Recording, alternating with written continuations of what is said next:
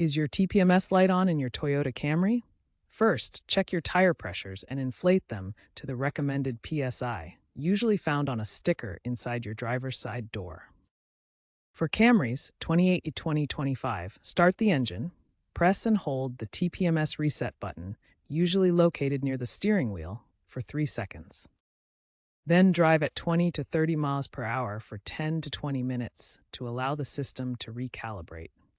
If the light persists, you might have a faulty sensor, especially if your Camry is a 2023 Plus model, which have extended warranties on TPMS components. If the reset doesn't work, the most common cause is a dead sensor battery, which typically lasts 5 to 7 years. A TPMS scan tool can identify which sensor is failing. Sensor replacement costs between $50 to $150 per tire.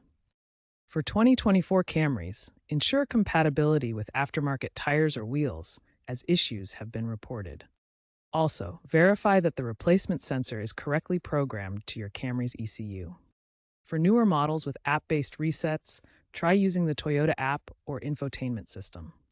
Remember, underinflated tires increase crash risk and reduce fuel efficiency, so addressing TPMS issues promptly is crucial for safety and economy.